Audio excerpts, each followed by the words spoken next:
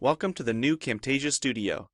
We encourage you to watch and play with this Getting Started project video to learn some of the most important concepts of using the editor. If you want more in-depth tutorials that will walk you through the entire process of recording, editing, and sharing your videos, then please watch the Getting Started tutorials using this link under the Help menu. The editor is divided up into three main areas: the clip bin, the timeline, and the canvas. The canvas is where you see your video during playback and can move, resize, and reposition all media however you want. The timeline is where you assemble and edit your video. At the top of the timeline, tick marks represent time in terms of minutes and seconds. When building a video, you'll work in a horizontal manner, beginning from the left and moving sequentially through time toward the right. The tracks are layered on top of each other, so media you add on higher tracks is viewed on top of media on lower tracks in the canvas. For example, this callout is placed on top of the video track on the timeline, and therefore is on top of the screen video on the canvas. If I drag the video track on top of the callout on the timeline, the callout is now hidden behind the video on the canvas.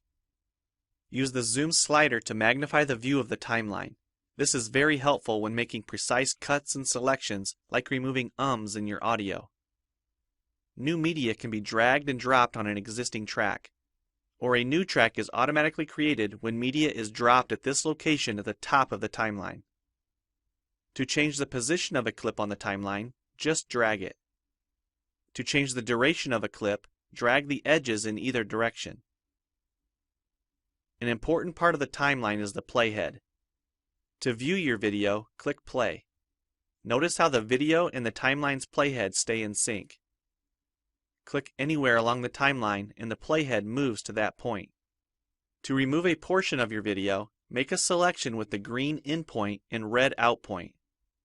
Then click the cut button. If you don't want media cut on a specific track, just click the lock icon.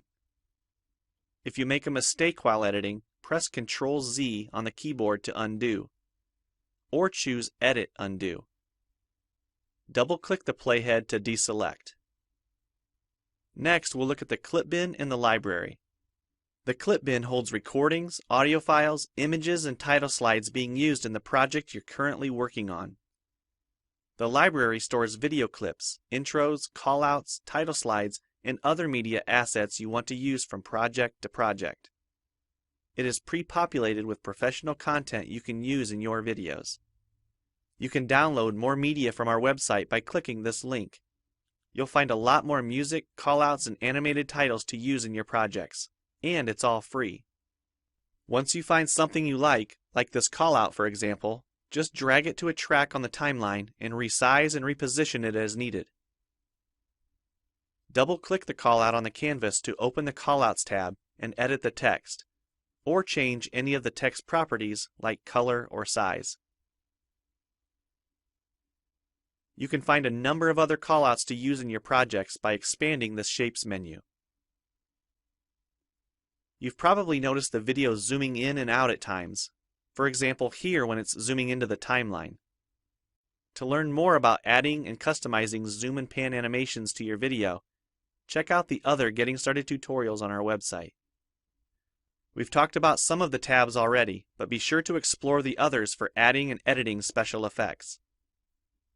If they don't all show up as tabs, click on the More tab to explore others, like the speech-to-text capabilities and captions, and the improved quizzing. Also, transitions can now be dragged directly to the timeline and added on top of clips. So we've shown a few ways you can navigate and edit your video. But how do you get content into your video? To make a new screen recording, click the Record the Screen button. If you already have an audio or video recording you'd like to use, click the Import Media button. When you're done with your video project, you'll need to click the Produce and Share button to create a shareable video. Expand this menu to see a variety of presets. We have a new video player that plays back your MP4 video and includes other interactive features like table of contents, closed captions, quizzes, and even hotspots. These features are available when hosting your video on TechSmithScreencast.com or the video and player on your own web server. This player provides playback on multiple devices with just one video, whether it's a phone, tablet, laptop, or desktop computer.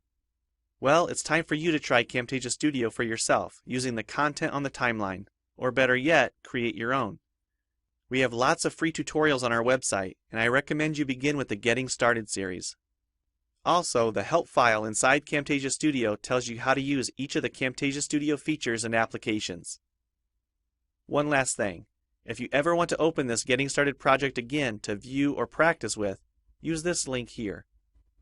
Thanks for watching, and we hope you enjoy Camtasia Studio.